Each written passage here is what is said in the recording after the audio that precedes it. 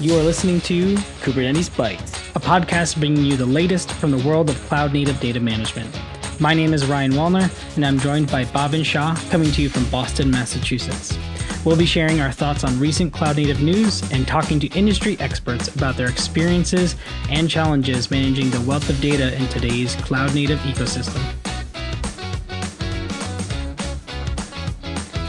Good morning, good afternoon, and good evening, wherever you are. We're coming to you from Boston, Massachusetts, and today is September 15th. I hope everyone is doing well and staying safe. Let's dive into it. Bhavin, how are you? What have you been up to? I think you've been, have had the most exciting news out of all of us. Tell us about it. No, I've been on vacation for the past week and maybe 8 days, I guess.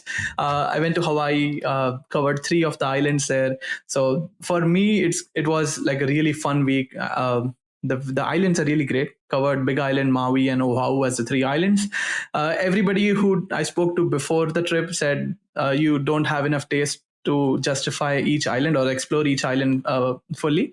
And I agree with that now, having gone through the trips and gone to the islands. But whatever I could fit into those limited number of days I had on each island were really good. So snorkeling with manta rays, or driving up in a 4x4 on dirt roads to Mauna Kea for sunset on Big Island, or just doing a few hikes on Maui and Oahu. Everything was great. I really like Hawaii. This was my first trip there and definitely won't be the last.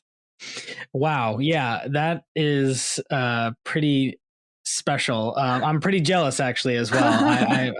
I've been to Hawaii a few times, much earlier, probably 4 years ago by now, but I am reminiscing with all the things you're talking about. So that sounds like so much fun. And if you haven't been to Hawaii and you have the chance to, and you're listening to this, just go. I know it's not an actual country, but you're flying so far. It feels like it, right? Am I right? It's a different thing. It's not mainland USA. You won't find Burger King and McDonald's and Chipotle at every turn.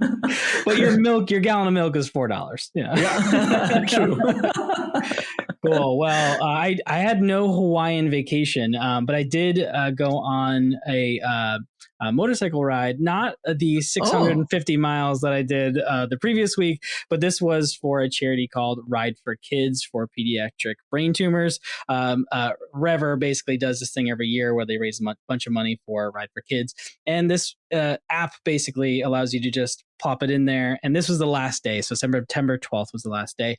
I went up to Wachusett Mountain. So you can, you can pay just like $5 if you're a Massachusetts resident, and you can drive all the way up. So it's just kind of like a single lane road all the way up to the top, and so that was actually a lot of fun. I know, they have a koi pond on the top, which is surprising. I don't know if you got a chance to see that, right off the parking lot.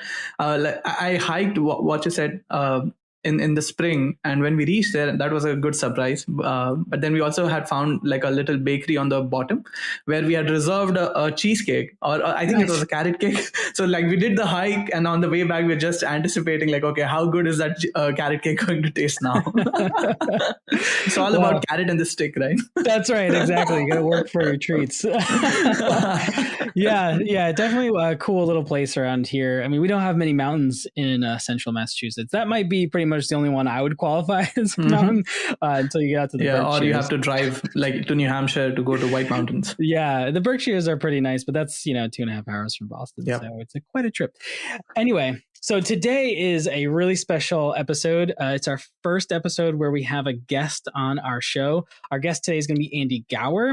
So has a large background in solutions work. He previously worked at SONY Playstation and IBM, and now works for solutions at Pure Storage.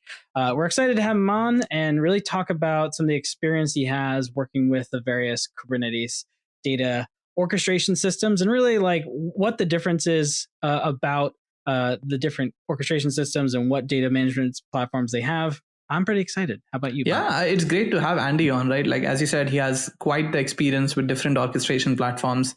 He comes from IBM, having worked on Red Hat, OpenShift, and IBM Cloud Pak. So it will be good to get that background off of him and information around those offerings.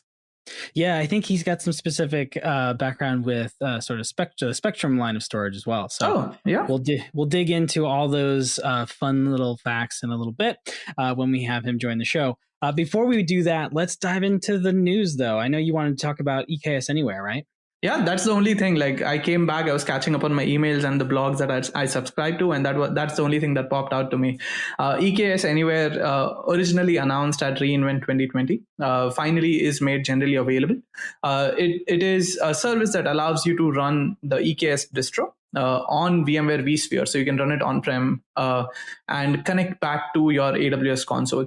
So this is different from the managed EKS service, because this is, if you look at the shared responsibility model, you will be managing the infrastructure, you will be managing the lifecycle of your EKS clusters, but you know for a fact that this is an open source, validated, supported distribution from AWS that you can use to run Kubernetes inside your own data center. It uses a few open source plugins, like it uses Cilium for the CNI plugin. It gives you a connector. They just call it the EKS connector, that if you run a YAML file, it connects back to your AWS account, so you can manage your on-prem cluster from the AWS console as well. And then you need, I think, the AWS Anywhere support subscription with an AWS Enterprise support to make sure you're running a supported version, or you get support from AWS if anything goes wrong. But it allows you to run a Kubernetes cluster that's in a connected, disconnected, or partially connected way of in your AWS environments. So that's cool. Yeah, EKS Anywhere is a really cool technology that's coming out, and I think I saw a bunch of different launch partners for EKS Anywhere that actually allow you to do a lot of things with stateful services. So Pure being one of them. I know there's a whole slew of different launch partners. Yeah, not just from a storage perspective, right? I saw Splunk coming out with support for EKS Anywhere from a monitoring perspective. Solo.io, I think, had integrations from a service mesh perspective. So obviously, whenever AWS makes anything generally available, they have a bunch of partners that they work with to make sure that whatever service is available to the customer is supported by the vendor ecosystem. Yeah, VMware, another one, I think. Yep. Both with the Tanzu and VxRail stuff. So yeah, lots of cool news coming out of there. I haven't personally played with it yet. I really do want to, though. So we should it's on our list. Lab set up. Yeah. Cool. One of the things that caught my eye was in the Kubernetes news was around the single pod access mode for persistent volumes. So, if you are working with persistent volumes and you're creating a persistent volume claim today in Kubernetes, before 1.22, you had 3 access modes: read write once, read only many, and read write many, right? So read write once is the volume can be mounted read write by any single node. Read only many was read only by many nodes. Those are probably the obvious use cases, and read write many being another great one, that it can be mounted and read by many nodes. And so what you'll notice is each one of those ended with node. And so what this new access mode really does is take the concept of read write once, read write many, those kind of access modes, and apply them to a pod. Now, first, this is the single pod access mode for a single pod, right? So this is basically taking the read write once capability and saying that the new access mode is read write once pod. Literally, that's the access mode. Very deliberate unnaming. I actually like that. Yep. So in this case, in your PVC, you'd say read write once pod, and now the volume can be mounted read write by a single pod. And this is important because if you're new to storage in Kubernetes and you're mounting a read write once volume, you may think, oh, read write once, my application can access it once. But the reality is, if you have many pods on a single node, that pod can actually access that volume, even though it's read write once. And that's because it's at the node level. And so we've seen this where, read write many scenarios on a single node may work, but they're really not supposed to be used that way. I know we've come across that in certain things. So I think this is a really important advancement towards really taking the fine tunables of Kubernetes and where an application runs, and really applying these storage specifics to a pod application level. Yeah, even though it's in alpha, I'm really looking forward to the different kinds of applications that come forward, right? That were using read write once, but at a node level. But now, because of the issues they might be facing with data integrity, moving to the read write once pod, which will change how storage is consumed from inside a pod. One great thing I liked about it is you can even migrate from a read write once to a read write once pod mode if you have existing persistent volume. So that's really cool. Yeah, they really thought this through. I think, the one thing you mentioned is alpha, so you need to add the feature gates of read write once pod equal true to actually use this. But yeah, you can migrate from existing volume. I think this is taking into account that Kubernetes is used everywhere. So if you want to take advantage of a new service, you're like, of course, you got to figure out how to just make my new volumes work this way. So that was really cool. I agree. All right. So, there's a whole number of things that we aren't going to cover today on the news. There's some other news around minimum ready seconds for stateful sets and Kubernetes 122 volume populators. So it's sort of a new design around that. Some really great articles around CI/CD pipelines and what they look like. We'll include all of these in the show notes. For brevity, and we're not just covering news for 15 minutes, we're going to move into our core of the podcast, and we're going to bring Andy on the show. Awesome. Let's do it. Welcome, Andy. Welcome to Kubernetes Bytes. It's so good to have you on here. How are you doing? Good. Thanks for having me. I'm just basking in the glow of my Carolina Panthers being 1-0. We had a tough season last year. We had a good run with the Jets on Sunday, so enjoying the high for now. Yeah, Anderson and Darnell had like their revenge game already. Yeah, exactly. So good mood to start the week, that's for sure. I've just been I've been here at Pure almost 3.5-4 months now. I joined from IBM and before that PlayStation, as you mentioned, and I've been just really diving into the solutions work. What can we do here at Portworx to build out what we're doing with our solutions partners? And it's been a really fun experience so far to get to know the technology on the Portworx side and work with a lot of different partners to bring that to life. Well, that's perfect, actually, for today's topic, because we want to talk about the different Kubernetes orchestration systems that are out there in the ecosystem, which ones you've had experience with. So, let's start there. Which systems have you used and or worked with in the past? Yeah, so I've had kind of a fascinating journey here. So I started at IBM 5 years ago. I went to school, had my MBA, came out and went to work in the IBM Cloud Unit is what it was at the time at IBM. And about 3 months into being there, they split off into this new hybrid cloud unit. And it was run by Arvind Krishna, who's now the CEO over there. And we focused first on how do we develop multi-cloud offerings for folks to use. But it was kind of before Kubernetes had really grown. So we're using Terraform, we're using Chef, we're doing a little bit with multi-cloud, but not really using the technology needed to get to the next step. And after about 6 months there, all of a sudden they came to us and said, hey, we want to build this thing called IBM Cloud Private. It's going to be built on this new thing called containers and Kubernetes. It's going to be our flagship offering, and we really need to dive in headfirst into building this out and really growing it. So I got to be part of that launch. I was the lead marketer for that launch, and really it was my first foray into what are containers, what is Kubernetes, why is it so important to add services around generic upstream Kubernetes so that customers can start using these platforms in production and use them for mission critical workloads.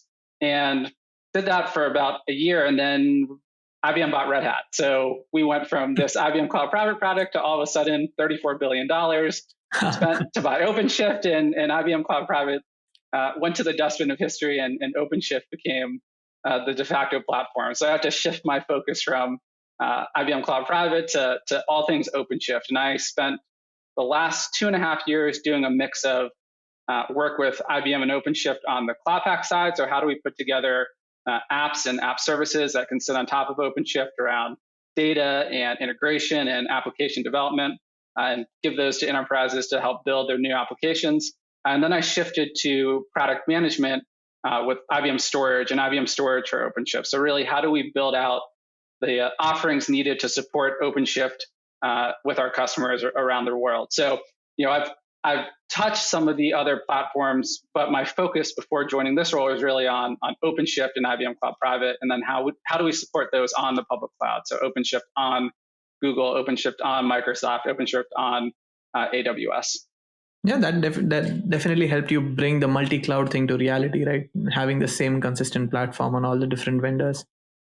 Yeah, and that's been what's so exciting about my shift from my time at IBM to here at Portworx is, there I was focused very much on OpenShift, and there is a strong hybrid multi-cloud story on top of OpenShift, of course. But at Portworx, we go beyond that. We brought it in, we can support OpenShift, but we also support Tanzu. We also support AWS. We also support Azure, all the Kubernetes platforms. So it's been really exciting to get to dive in deeply to those platforms and start to understand how those platforms are helping customers in ways similar and ways different from my OpenShift time.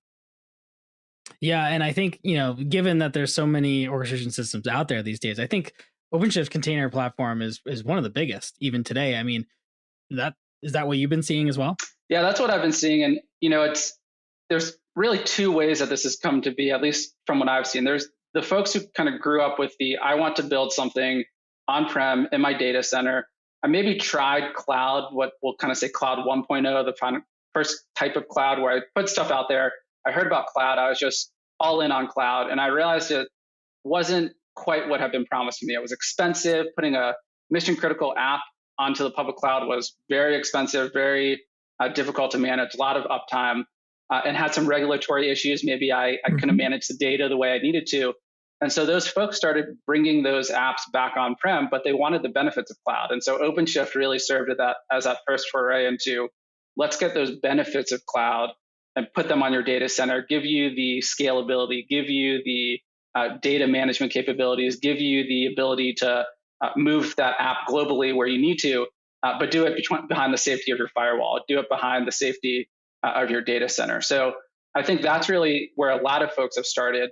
But I think we've also seen in the last couple of years a big ramp up in public cloud usage. So folks started building on the public cloud, saw that Kubernetes and containers were the way of the future, and said, let me just use the managed Kubernetes offering that Amazon offers or Microsoft offers or Google offers, because I'm already using those cloud services for the rest of my enterprise.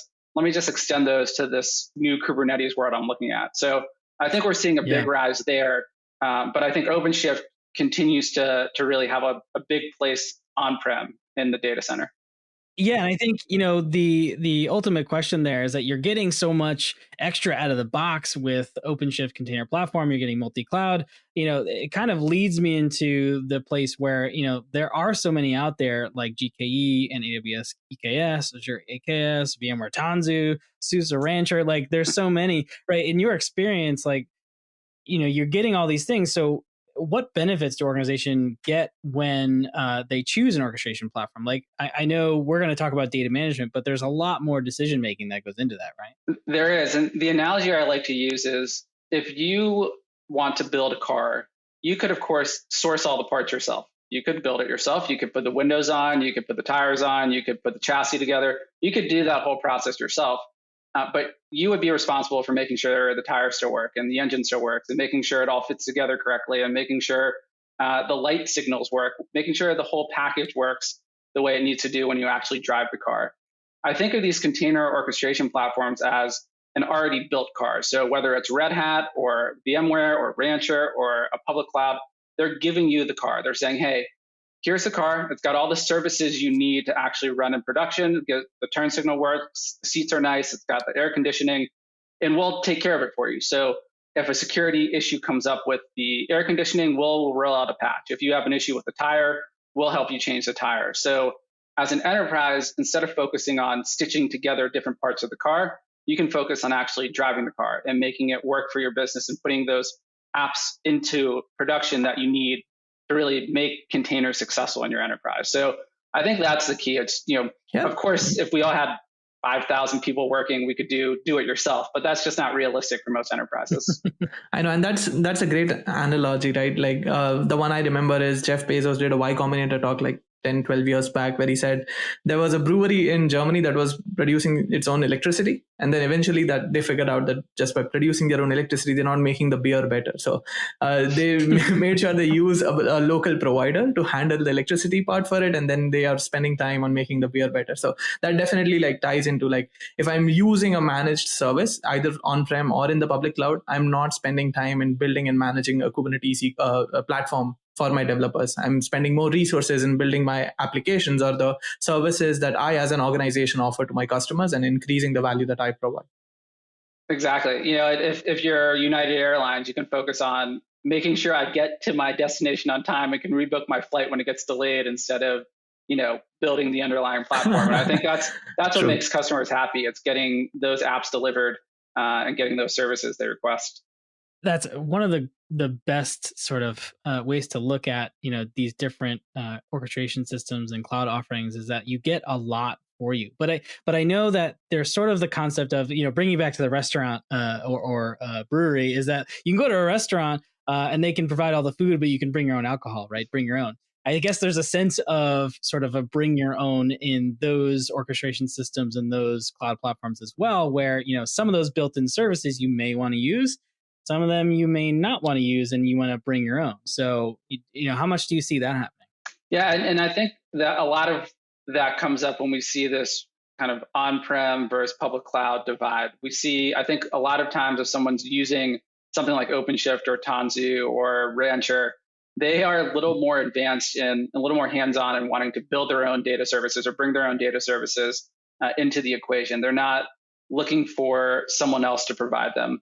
Whereas if you're using something like Amazon or Google or Microsoft, you're looking to leverage what they've already done. And Amazon said, hey, we've become the best in doing this specific thing.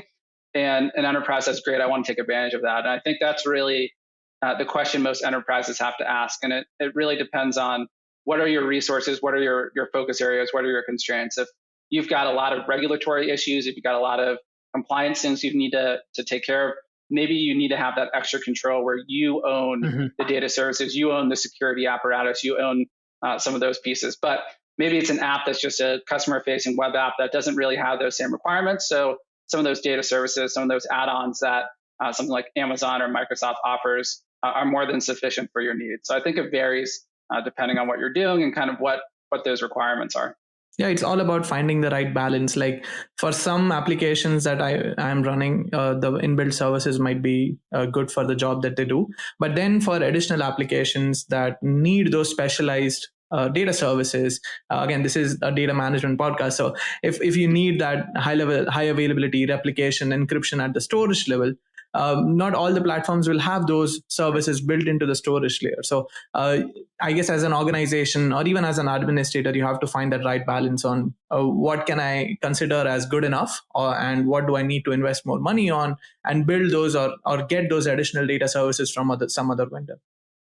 For sure. And I think it also depends on what your environment looks like. Is it homogeneous? Is it heterogeneous? If you're a big multinational corporation, sure, there might be a place where OpenShift and OCS is great, but you might have 5 other arms of the company that are using public clouds, that are using Tanzu, that are using Rancher. So the bigger question is, how do I make all of that work together? And using something that is shipping with just one of those platforms like OCS or something with Rancher or whatever it is might not work. You might need a broader solution, something like Portworx or someone else who can go across those different distributions because you want that consistency, you want that simplicity across the environment. Yeah, that's a really good point. And I know, Bhavin, you mentioned this is a data management podcast, but we obviously know that there's other consumables that you may use like CI/CD pipelines or monitoring or those kind of things that come as well. And I think it is right. It's a right balance of what size are you, how many services do you use, how many clouds do you use, right? It may kind of dictate your direction of where you need those abstractions or where you need more. I think this is a good moment to kind of move towards figuring out what exactly of those built-in services are sort of in the data management realm, in the cloud native storage realm. What can you tell us about these different platforms that you've had experience with, what they offer in terms of data management, whether it's block, file, object, whether it's a bring your own cloud native storage provider? Yeah, great question. And I think, again, as with much in this space, it varies. So I think the big kind of first question with all these platforms is, what is the model for storage and data management? Are they taking a CSI approach or are they taking a container native storage approach? I think what we see with a lot of the traditional vendors, a lot of the folks who have been maybe around doing virtual machines, is they've introduced a CSI spec that says, hey, my storage array will work with your container platform. And that might be okay for 1 or 2 deployments. That might be okay if you're testing a little bit of Kubernetes in one small part of your enterprise. But the challenge you run into with that traditional CSI approach is you need a different CSI driver for each of those arrays, and they all have different capabilities. You might have one that can start getting into backup and restore, and you might have another that hasn't picked that spec up in their CSI driver. And so that approach doesn't really translate well if you want to grow into a true container native environment. So, the other side of the spectrum is container native storage. It's this idea of let's put the storage inside the Kubernetes control plane. Let's have the storage extend the automation of Kubernetes, extend the automation of Kubernetes down to the storage and data management layer. And I think that is where we start to see additional services that different vendors offer. It might be backup and restore. It might be DR. It might be the ability to guarantee high availability or deliver high availability. And I think what we see is a little bit of that ships with some of the folks like OpenShift Container Storage. You start to see a little bit of that, but we don't see that broadly from many vendors. That true container native storage that sits in the control plane and offers a breadth of storage services or a breadth of data management services. Bob and I think, did an episode on sort of what is cloud native storage, and sort of along the lines of like, is a hot dog a sandwich? We had the conversation around, is cloud storage cloud native storage, meaning that like if you're running in AWS and you want to use EBS, you would kind of view this as cloud first storage, but does it really play well with Kubernetes? And I like your definition of it there, where you're saying, that cloud native storage needs to run in the Kubernetes control plane. It does. And the other question is back to our last point, the hybrid cloud, the multi-cloud, what does your environment look like? That specific data service like EBS might be great if your entire enterprise is AWS, but what if you decide tomorrow you want to move to Azure, or your company gets acquired and that company's using Google? We had a customer here that they were looking for, how do I support a true hybrid multi-cloud model? Because I am on a specific public cloud vendor, but we acquire companies all the time. And when we acquire that company, they're using a different public cloud. So I need a storage and data management approach that makes sure that we work across those clouds, that we're not spending 6, 12, 18 months re-architecting the acquired company's environment just to get them online. So I think those individual cloud and storage management offerings might work, but you have to think broad. You have to think, how am I actually going to make this work across my entire environment? Yeah, so like I guess that this is a good point to ask, right? Like, what data management services, like in different distributions, are considered cloud native? Like, what do you mean, or can you give us some examples of cloud native storage? Yeah, for sure. So, I think the big kind of services that we're looking for is, can I do backup and restore? Can I take snapshots? Am I taking a snapshot that is a cloud native snapshot that includes the Kubernetes objects, that includes the app definition, that includes the actual data? Or am I just using a storage that's taking a snapshot of the volume, and it's taking a snapshot of the whole volume? So maybe it's way bigger than I need, or I can't get down to that granular level of a specific container. So that's one big one. Disaster recovery is another big one. So can my storage quickly and easily fail over again? All of that information, the app, the Kubernetes configuration, the app configuration, or the Kubernetes objects, the app configuration, from one site to another site, so I can have a 0 RPO or a very low RPO? Or am I using storage services that don't really speak the language, so it fails over too much and it takes half an hour to restore instead of 5 minutes to restore? I think those are two big ones. The other big one is security. So is the security apparatus, is it set up to support Kubernetes and app aware or namespace aware access? Is it letting me say, hey, this namespace only I can access? Ryan and Bob, and I don't want you accessing this. Mm-hmm. Or am I going to be required to say this entire cloud volume is accessible or not? So those namespace container granular features, those are, I think, critically important when we think about the data services. Is my service able to do that? Or am I using a service that doesn't speak Kubernetes, doesn't speak namespace, doesn't speak container granular? Awesome. Like deployed on Kubernetes, managed through Kubernetes, and then I guess you listed out all the things, right? Data protection, disaster recovery, and security, like three key aspects that you should look for in a storage system. And most preferably, if you get everything from the same stack, like you can still build out solutions where you let's go back to the VMware example, right? You can run vSAN, you get block storage of it, run vSAN file services, get file services, and then maybe use Valero and a different product for backup and disaster recovery. But then, for example, like Portworx, you get all of those things from one single platform. So as an administrator, how much overhead do you want? How many things do you want to manage on your own and have your team manage? So again, it's going back, like it's all about finding that right balance.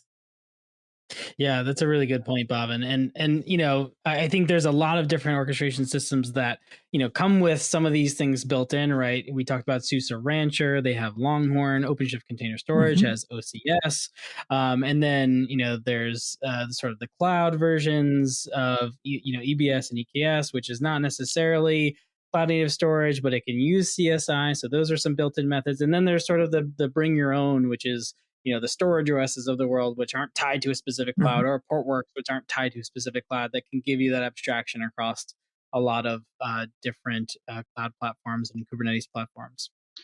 Yeah, and I think it really comes down to what am I trying to achieve, right? Is Kubernetes key to my enterprise being successful? And if it is, what does a successful environment look like? Am I locking myself into one vendor? And if that's the case, maybe you just need what that vendor offers and kind of double click and say OCS and OpenShift or Rancher and Longhorn or AWS and EBS is sufficient. But if you're really building a true hybrid cloud, a true Kubernetes architecture, you have to think about the future, and you have to think about how am I going to move these apps in the future, and what do I want to do with these apps as they continue to grow and scale.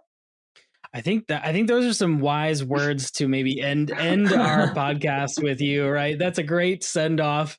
I think, you know, I've learned a lot here. There's a lot of insights you've brought to the podcast, and I think a lot of people will get a greater understanding of like why they'd use a container orchestration system in Kubernetes that's hosted, or what it means to your organization and how big your organization is, and when to choose you know, built-in services and not. So, you know, it's been a pleasure, Andy. Thank you for joining us here on Kubernetes Bytes. Thank you for being the first host, right?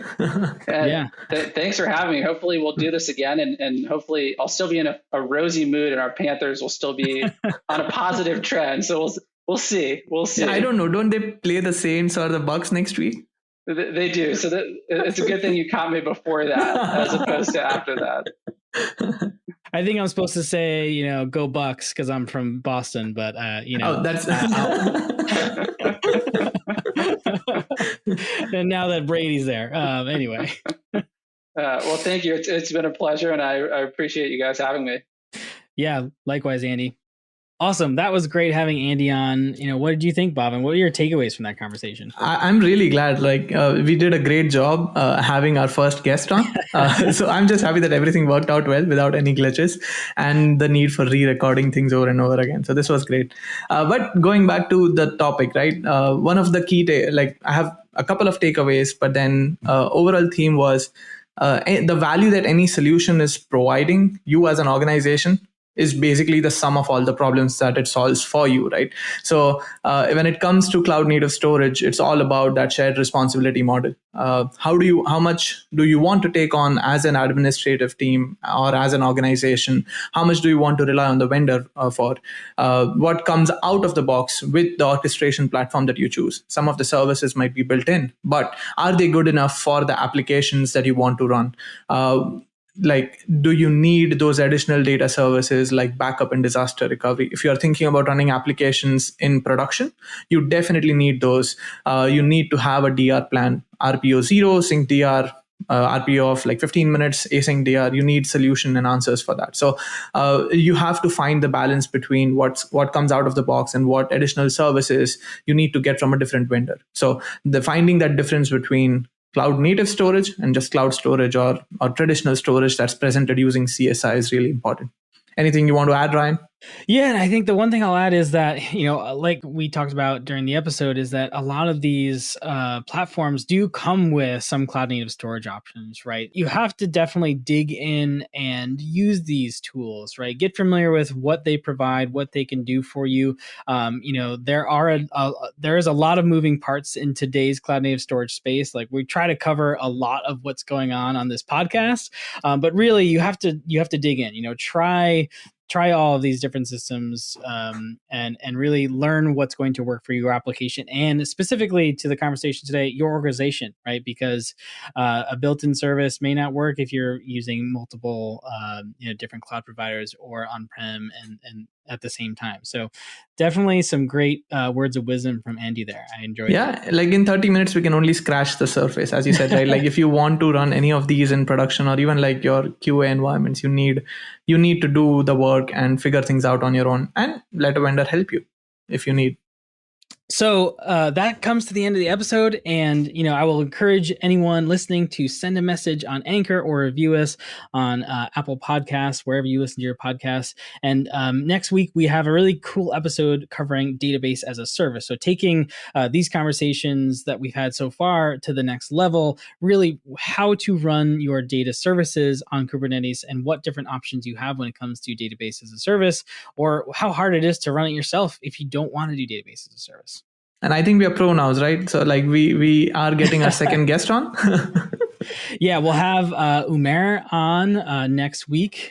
So Umair Mufti, he came from DreamWorks, now actually is part of the Pure family, and he'll have a lot of great and interesting things to say of his experience using database as a service.